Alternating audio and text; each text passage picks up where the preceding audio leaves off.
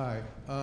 I'll keep this really brief and to the point. I'm one of the 15 men that are chronicled in Perry's new book, The AIDS Generation. Yesterday, my doctor informed me, after failing my 5th combination and trying 2 experiments, one of which landed me in the emergency room on Thursday night, that I had no options and that it was me against HIV once again. So on Facebook today, I posted, "It's me against HIV," and then I thought for a minute and I said, actually it's not. It's me and God and my friends and my husband and the dog I adopted and my sister and my brother and nutrition and psychiatry and therapy, and the list got to be about 30 things long, and I finally said, so my point is, fuck you HIV, you're outnumbered.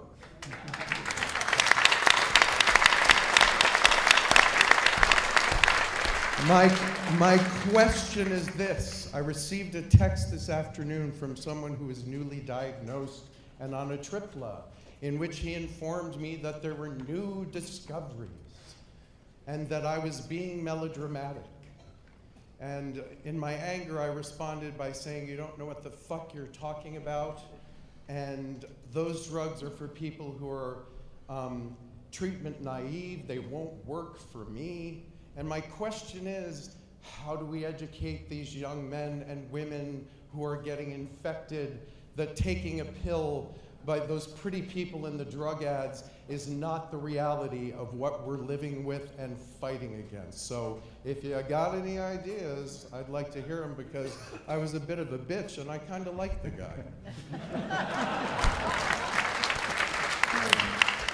So does anybody kind of want to address that question? I'll give a crack at that. That debate between us long-term survivors and the newly infected and our different realities, I've seen it play out a lot on the website I've worked on for 10 years, aidsmet.com. We had these community forums, and that debate would just rage there all the time, and it would get very heated. There was a real divide between long-term survivors and the newly infected, who are often younger than us generationally as well. I give them a little slack, because frankly I think their reality is a little different.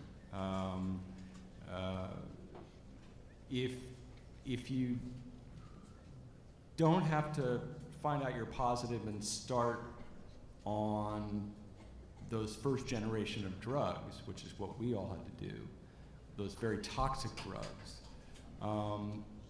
and then slowly burn through those and end up on the newer stuff, but are physically damaged along the way. And so we have complications, and we're basically on a salvage regimen, and we're taking our lipid drugs on top of that, and we're getting older. It is a very different experience, I think, for younger guys who are on much easier regimens that have a lot more leeway for them as far as compliance, and they can stay. You know, we all had these fears that they'd burn through their regimens very quickly as well, and they'd all run out of salvage options, but it's not happening. The new drugs are really pretty spectacular. And it is easier for them. So I think we need to listen to them. We don't have all the answers. Listen to their reality, and not just use fear of a past, our past reality as a tactic now to police behavior or to change behavior. We have to come and meet them where they are and talk in a language that they understand and respond to and relate to. And death and dying and diarrhea and lipodystrophy, they ain't seeing it. So I don't think it's going to work as a prevention tool. So we've got to try other ways. And unfortunately, we don't have many other tools, but PrEP is one of them, and PEP is another. And early treatment as prevention is probably the most important. And we can start lobbying for Congress and for implementation of Obamacare to address those issues and use those as prevention tools. Thank you. Just a little PS to what Peter was saying. The data show us, I agree with Peter, that fear is not a good long-term tool to use to tell people they should remain HIV negative. Because all the data we have now show that even among our generation, my generation, the generation that invented safer sex, and we thought we'd figured it out then and it would last forever, as early as '93, when the death was worse than it ever had been, the rates started going up. This was good 3-4 years before the first cocktails became readily available throughout the connected gay community. The rates started going up. So I personally believe fear is a very useful but short-term animal response. And safer sex is something you gotta do. Ask someone who's been doing it for 40, 30 years now, year after year after year after year. And fear doesn't work beyond a certain period of time. Thank you. Let's go on to our next question. Hi, my name is Ben Ryan. I'm a journalist. I've been covering HIV for the last 12 years and spoken with a couple of you in my day. Similar question. I see great schisms between the AIDS generation and the younger generation. A lot of resentment from the AIDS generation for non-understanding, as we've been talking about here, and unsafe sex going on. One of the most shocking studies that I've seen lately is that only 1 in 6 gay men use a condom every time for intercourse. That's just blows my mind, and that's not defined by young or old. That was across the board statistic. My question for you is, how can we bridge the gap between the younger and older generation, and to deal with perhaps feelings of resentment the older generation may have towards younger people, like, you don't understand what I went through, and it was so awful, and here you guys are misbehaving and that kind of thing.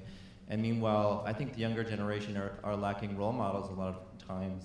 They don't know what it means to get older. They don't have any sense of someone in front of them in line. So how can those gaps be bridged? And I'm just going to say to the panel, given how many people have questions, maybe 1 or 2 responses. Thanks. Just a quick one. I think one of the issues is the ageism in our community. And this is part of a larger problem. It's like the line from Maine between 40 and death. It's like, if you're an older gay man, somehow the younger gays don't want to talk to you. So I think that's part of it. We have to really think about our attitudes towards aging and really how do we integrate our community overall in terms of age.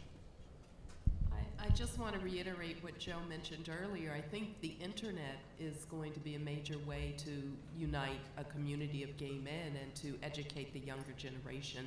They're at the age now that we were at when we saw our friends dying, and they're not seeing that. So it is a very different scenario. Thank you both. I do want to say just quickly, I've been very encouraged in going around talking after both How to Survive a Plague and United in Anger, the 2 recent documentaries, because I've found the opposite from what I thought. That is, there's a whole younger generation that is really quite hungry for having a contact with an older generation. I think sometimes people my age are afraid because of the old fear, won't I seem like a troll coming onto this young twink if I even, and just fear of that. Get over it. Thank you. There's a whole generation out there that could use some of our wisdom. Thank you, Jim. Dan. Hi, my name is Jeff Yacker, and I want to thank everybody on the panel for your service, Peter for inviting me, my friend Blake for doing the videography. I'm a long-term survivor. In fact, I was just doing some arithmetic tonight, and I've lived with AIDS more than half my life. I recently turned 55. I moved to New York right out of grad school in 1981.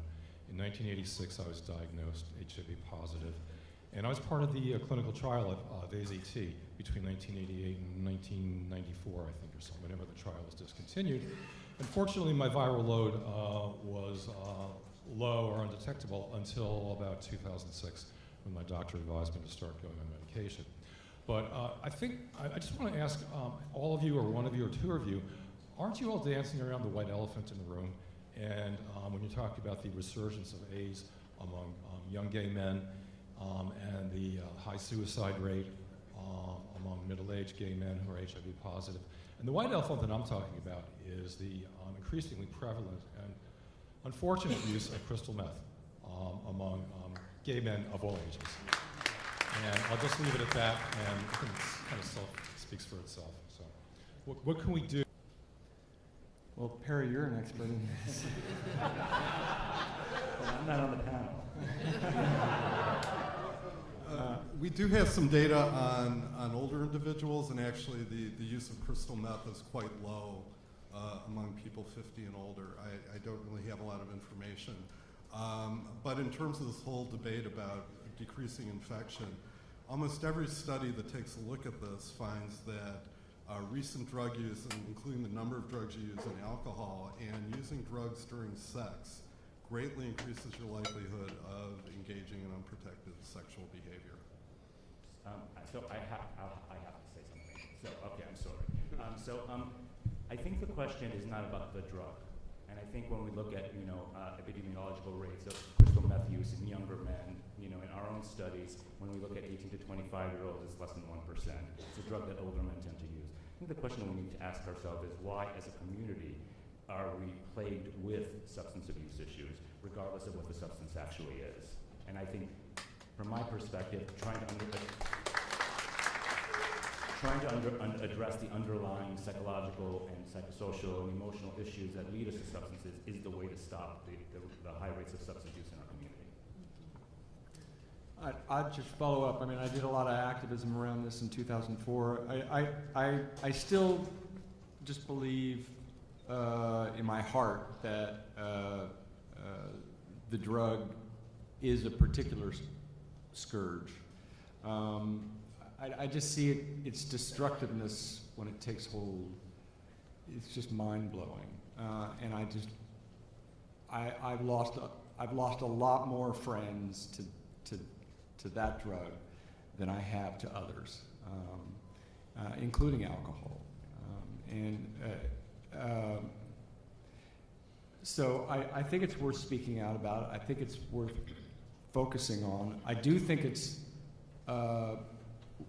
less of a problem than it was maybe 8 or 9, 10 years ago, but it is persistent at a level that's very discouraging. And I think that's because it is such an amazing drug if you want to escape. We're up against this very potent, effective, at least for the first few months, drug that everybody wants to try, and I don't know the ultimate answer. I think at some point we have to just say, once we get the information, once we make sure that we are telling everyone what the downsides are, what the real downsides are, then there is going to be, then it's ultimately up to each of us to take care of ourselves and to take care of our friends. And there is going to be a persistent level of this, as there is with cocaine, as there is with alcohol. I'm glad about the fact that there is just a general level of knowledge now as to the downsides of meth. There wasn't back in 2002 or 2001. And I think that's why we're seeing very low rates in young gay men. And I think we can feel proud about that. Thanks. Hi, I'm Gil Cole. Hi, Joe. I, too, have been positive for more than half my life. And I was very struck by several remarks on the panel tonight. Joe, your appeal to history and tradition really struck me, and I started to think, what history, what tradition? AIDS made its appeal, what we eventually called AIDS made its appearance 12 years, only 12 years after Stonewall. What tradition do we have? You guys made a tradition. And you guys are trying to resuscitate a tradition now. If we thought we had a hard time facing Reagan, we are facing a very difficult problem now that we're all supposed to be really, really happy, and it is a good reason to be really happy. But the narrative has changed to marriage equality. And until we can start talking about sex again, honestly, and drug use again, honestly, this is a very important narrative change or narrative addition. I'm not saying that we shouldn't all be overjoyed by things that, like what happened today in the Minnesota House. But when I hear an appeal to something like tradition being something other than a constant fight and a constant attempt to organize, and we are not as a community, it's not well organized now, because we've been devoted to another issue. Well, and because of that, there is an appalling lack of knowledge in our community about some basic survival tools like pre-exposure prophylaxis and post-exposure prophylaxis. And in some ways, I'm amazed because a generation ago, had we had those tools, every gay man of my generation in New York would have known about them. And here we have a generation that has the internet, and yet there's no public discussion of it, no public knowledge. And I can go to places like Yale, which I've been to twice in the last few weeks, to talk to young men up there, and they know none of this. And I sit there and I wonder, and think back to what we did, how incredibly lucky we were in some ways to have a community and to have individuals in it that were so connected. We had such a web before there was a web that information got out almost instantaneously, and now we've got a web, and 14 months after Truvada was approved, nobody knows about it. I don't understand. I guess that's a bigger challenge. The sense of crisis is long gone. And that's our challenge. How do we make young people interested when their friends are dying? We have no choice. You know, it was about life or death. But that's a challenge. That's a question that I don't think we have the answer. But how do we bring that sense of importance? Because we won't ever again bring that sense of survival. It's not there anymore. And that's a big challenge for us. Thank you, Jesus. Hi, my name is James Krellenstein. I'm 22, and I'm a member of ACT UP. And one of the things that has, one of the things that has shocked me about the current epidemic that is raging in my community of young gay men, is the fact that no one talks about it.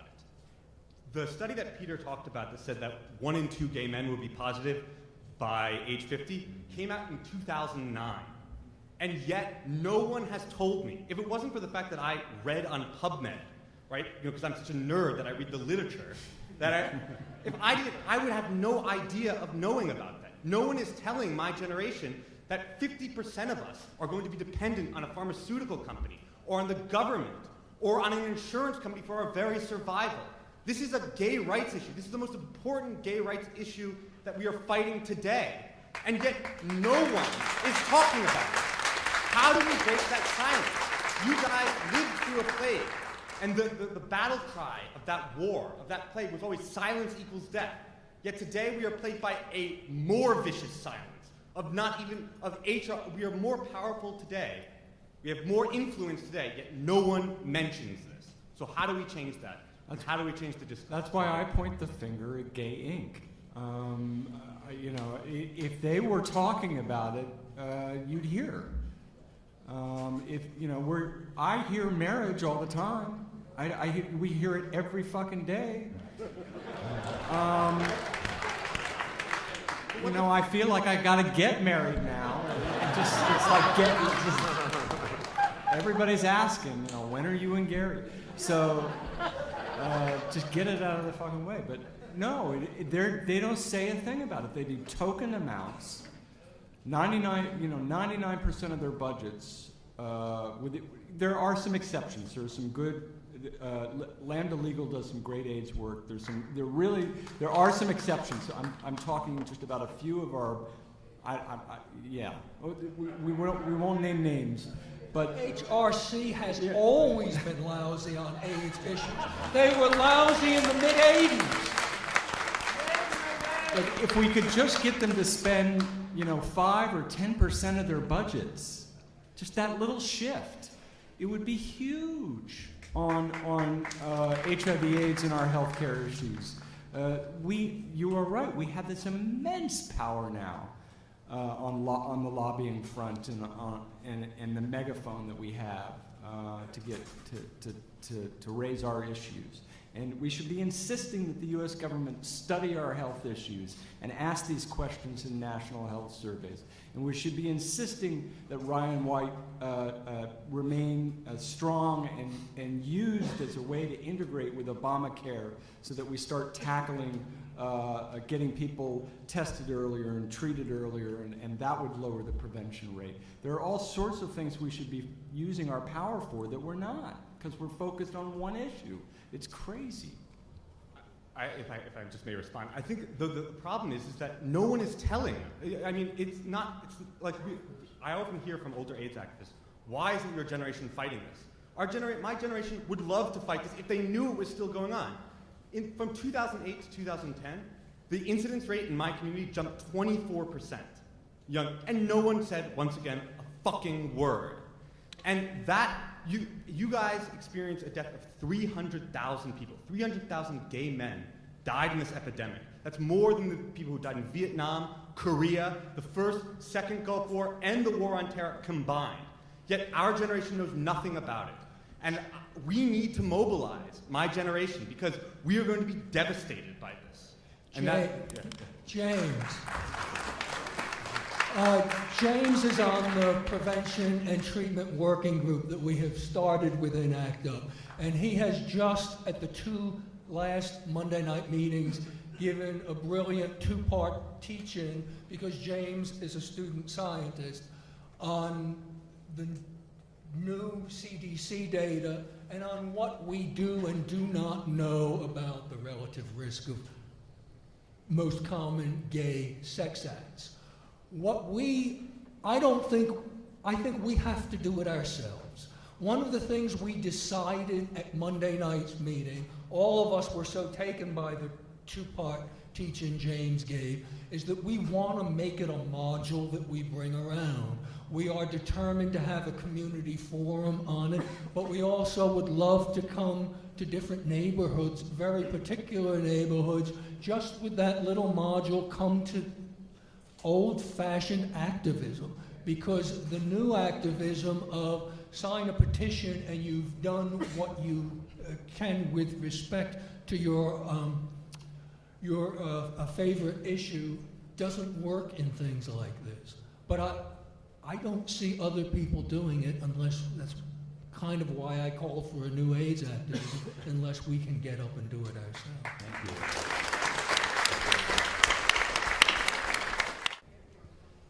Hi, I'm Robert Levithan. I'm proud to be an AIDS elder. I've been HIV positive since, a long time, but I tested positive in 1983.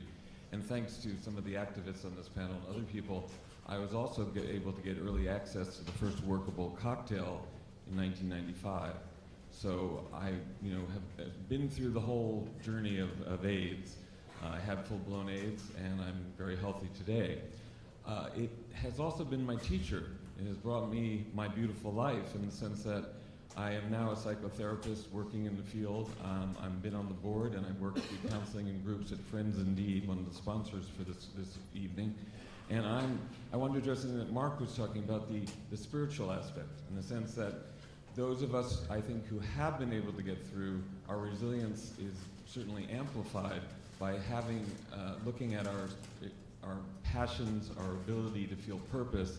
And I want to give the good news is that there are some organizations while the political activists were doing their job so brilliantly, there were others of us who were interested in emotional, psychic, and spiritual support.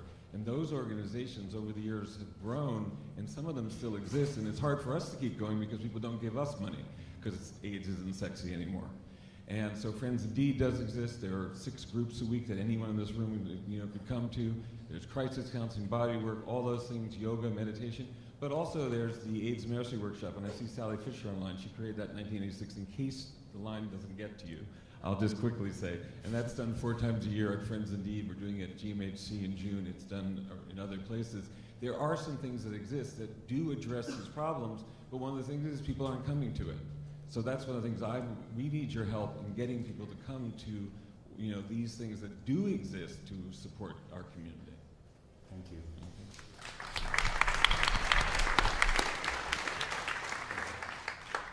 I have actually, to my surprise, a little bit of data from the last decade of work that I've been doing. I've become an expert in the psychiatric effects of mass violence and disaster.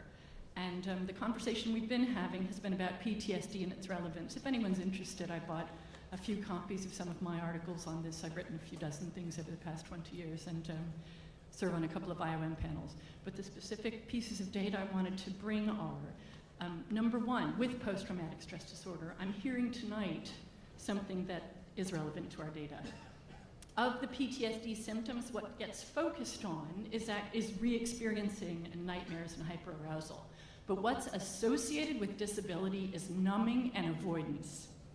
And what I'm hearing us talk about is numbing and avoidance. So we may need to revisit my previous ideas that my research wasn't of relevance. The second piece of research I wanted to bring in, this is really from other communities under stress, work with the Palestinians and Israelis that are working together actually on trying to heal wounds from violence and the like.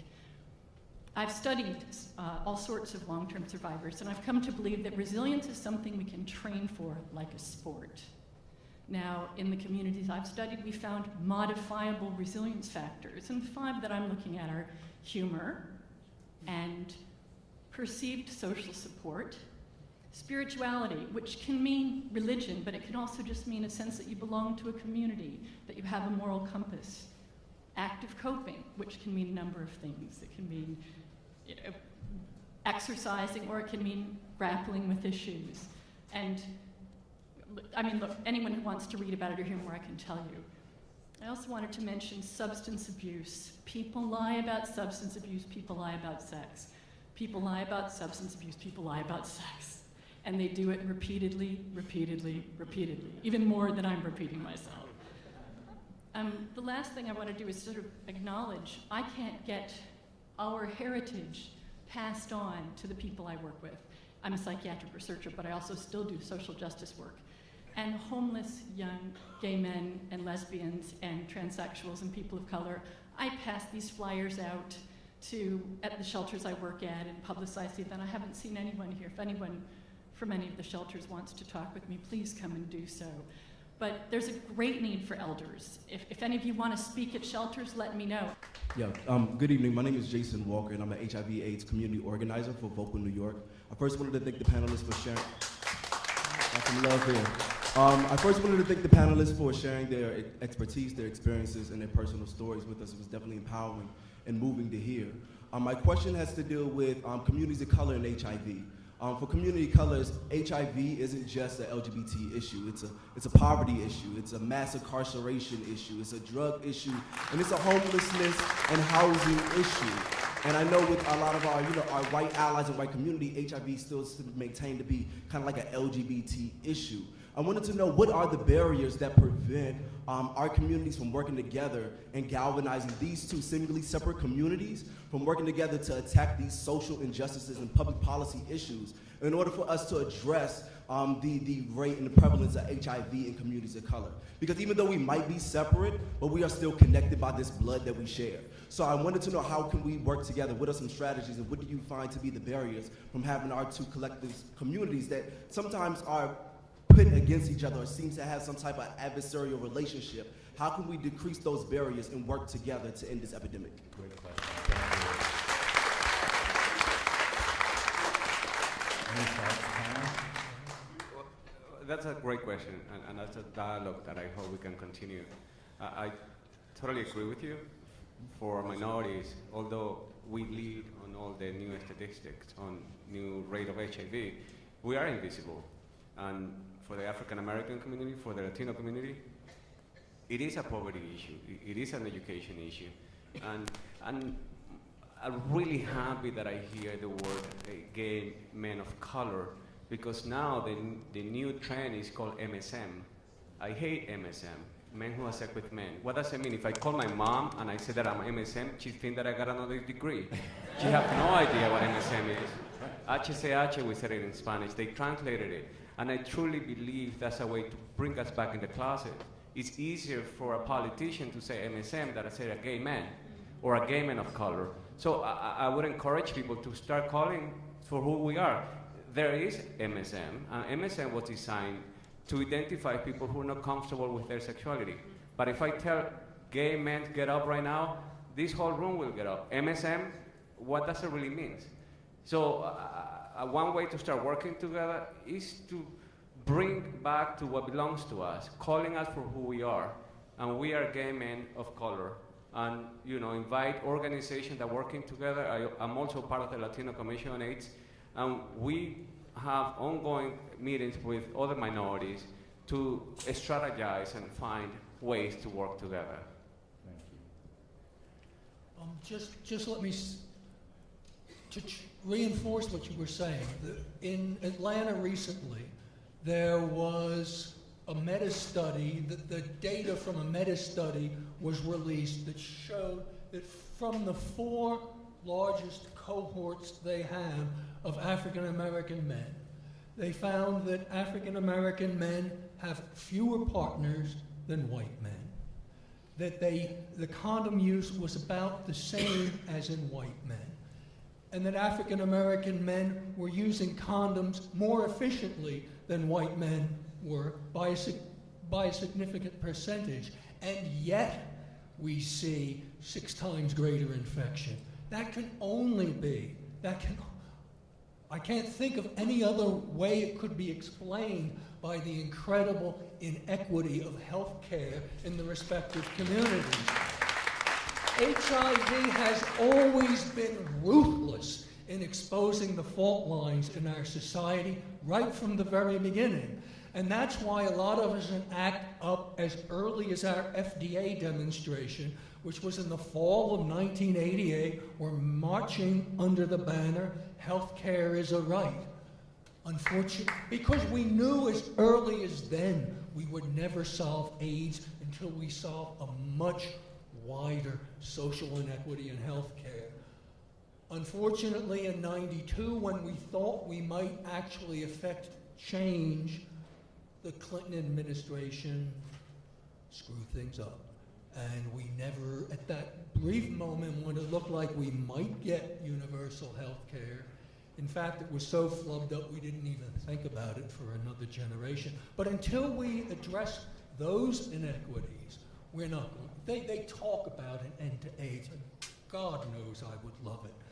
But when we know the cascade model was the big talk in HIV circles last year, which tried to identify along a continuum where the ball was dropped in delivering HIV services to people. And it showed at this point. This percentage, until we solve that, we're not going to have an end to AIDS. Thank you for that. And if I could just, that treatment cascade issue is really critical, because what we know is just for every 100 people in this country who are infected with HIV, only 25% get to viral suppression. That's a huge problem. So I will remind us that we have 20 minutes left.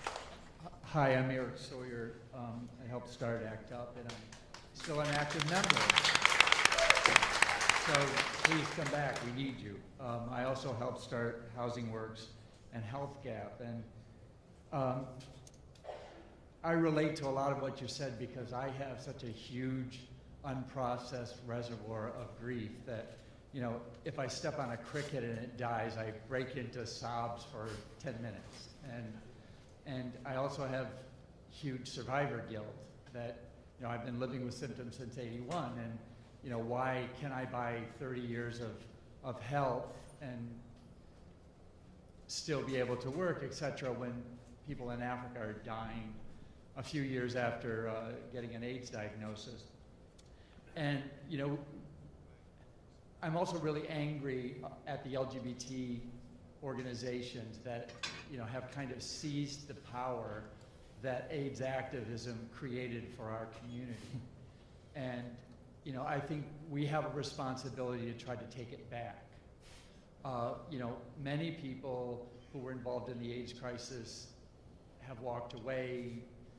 The more cynical people say, oh, well, those people got their drugs and they're healthy now, so they've gone on with their lives. And, you know, the issue is far more complex than that. But I work for UNAIDS now, and in my mind, the HIV crisis is far from over. You know, there's somewhere around 50% of people who need treatment today who actually get it.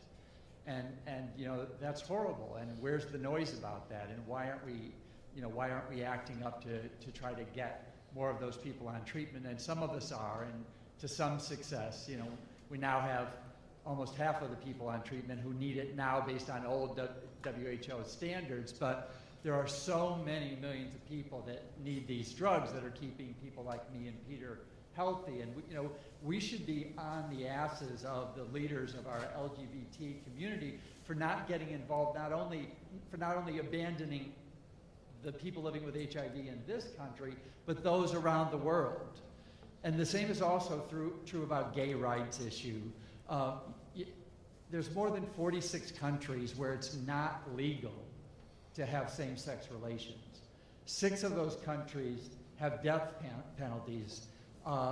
Actually, the number is higher than that. There's 46 countries that have a minimum of 10-year prison sentence if you're convicted of, or in some cases, accused of being gay.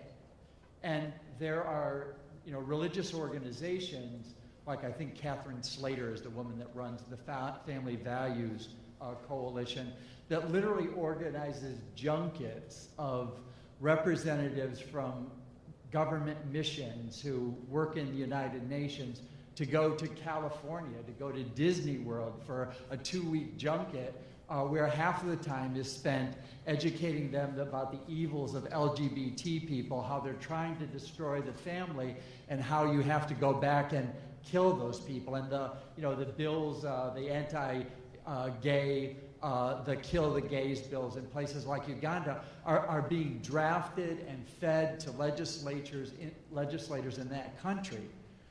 We got mobilized around the horror of Matthew Shepard's death, but what's happened since then?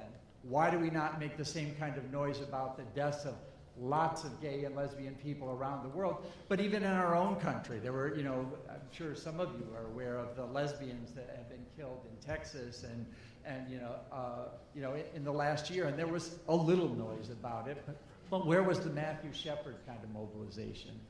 So, you know, I'm a workaholic. I can't not work on all of these issues, and it's largely because of the unprocessed grief. If I'm alone for too long, I start falling. But it's also because of the social injustice. Why should I be able to buy 30 years of life? And you know, I'm sounding like I'm guilt tripping you, but you know, we need your leadership. We need your interest to show up at a meeting like this and to try to combat those Catherine Slaters, those family value organizations, and to get our LGBT leadership that are a single note now about gay marriage to, you know, start talking about gay equality for Americans across the board, but about HIV again, and about the inequality of LGBT people around the world. Thanks. Thank you.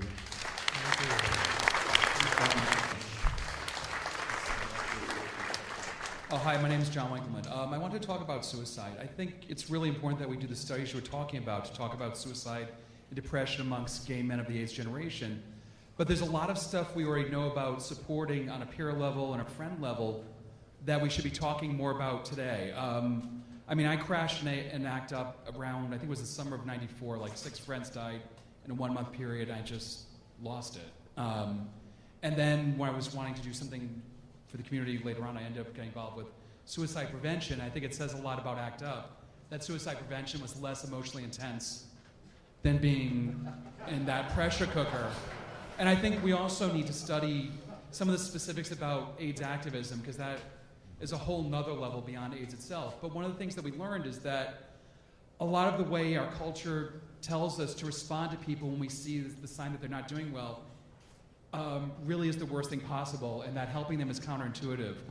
When, since Spencer's death, there's a couple people from ACT UP who I never really talked to back then, but they just said something that just didn't seem right. So instead of giving them their own space and minding my own business, I kind of got into their faces and just was like, how are you doing emotionally? And focusing on what's going on inside their head, not on the trivia in their life, and just opening up that conversation. And when they start talking, shut up. Just shut up and listen. And allow them the space to just talk about their emotions. And if they really seem like that there's a lot of stuff going on, then ask the question, are you having any suicidal thoughts? And it's not an answer any of us want to hear. Trust me, I've had a couple of friends say that, yeah, they're feeling suicidal, and honestly, I would rather not know, but you're really not helping. And there's a lot of information we have today about how to respond to people, and that's something which we should talk about, is peer education on how to talk to each other in crisis. And when we hear each other on the ACT UP alumni list, or someone says something, especially someone who's not living in New York anymore, that just seems a little off. We really need to send a private message. How are you doing emotionally? I'm a little concerned. What's going on? Can I talk to you on the phone? And then just start the conversation. And a lot of times, crisis is like a pressure cooker. And although those kind of conversations aren't a substitute for professional help, it just kind of releases the pressure valve so the pressure cooker doesn't explode. Thank you very much. Hi, my name is Osvaldo Perdomo. I'm a GMAC board director. I'm very grateful for the panel presentation this evening.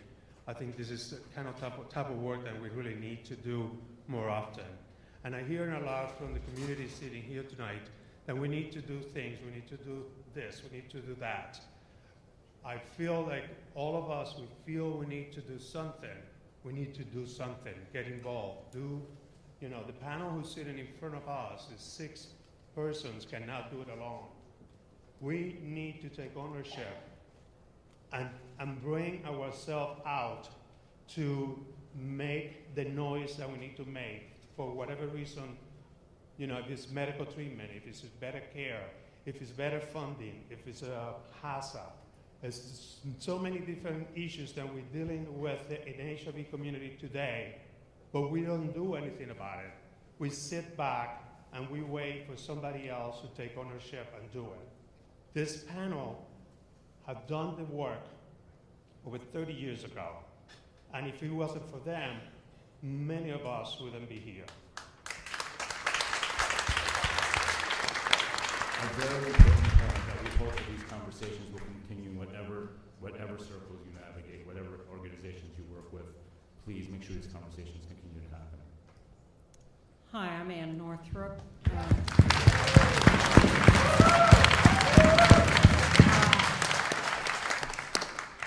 In ACT UP, we were not allowed to speak for more than 90 seconds. Thank you to the panel. You've all been extremely impressive, and I'm grateful for what you had to say. I, as a result of How to Survive a Plague and other things, have had the privilege of going back into a number of high schools recently and organizations that have wanted to talk about this issue. And what it has made clear to me, again, over and over, is the politics of this, and I don't want us to lose the politics of this. There is no AIDS education in this city for youth. In schools, in youth programs, on the streets. Where is the transit campaign letting us know about PrEP and PEP? Where is the urgency from the politicians who are supposed to be leading? We have a mayoral campaign this year. We have city council races. All of us should be at all those forums demanding of every candidate their plan for how to educate the city, how to bring back the sense of urgency, how to stop the infections. And that is something we can all do and put the onus certainly on the Gay Inc. organizations, but on the institutions that have access to these young people and people everywhere who need this information. It is nowhere, and it needs to reappear in urgent campaigns all over this city. Preach. Just let me repeat something. We have the chance in this city this year, because we are going to have a new mayor. We have had prevention cuts year after year from the Bloomberg Department of Health. No one out in the community knows this. Year after year, the Bloomberg Department of Health has been moving funding from community-based organizations to big hospitals. Yet how in the world do you think we can have peer-to-peer prevention work unless it's community-based organizations that are doing it? Because who else knows the kind of sex that various communities are having? So we have a really rare opportunity that we haven't had in 12 years in this city. Next year we're going to have a new mayor. Let's hope we have a new AIDS policy. Thank you, Jay.